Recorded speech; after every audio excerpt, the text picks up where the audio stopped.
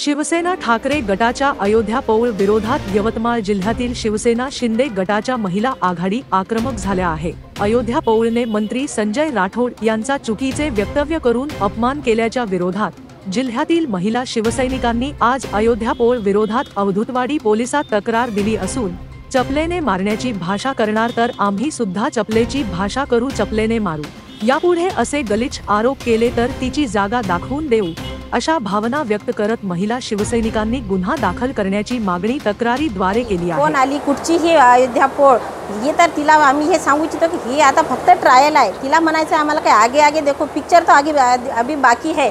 आता इथून पुढे जर ही अशी वक्तव्य करत राहील आणि कुणी जर महिला असे जर आमच्या नेत्यावरचे गलिच्छ आरोप करत राहील तर आम्ही शिवसेना महिला आघाडी शांत बसणार नाही, आक्रमक होऊ आणि तिची जागा तिथे जाऊन तिच्या जागेत तिला दाखवून देऊ तिची जागा काय आहे ते।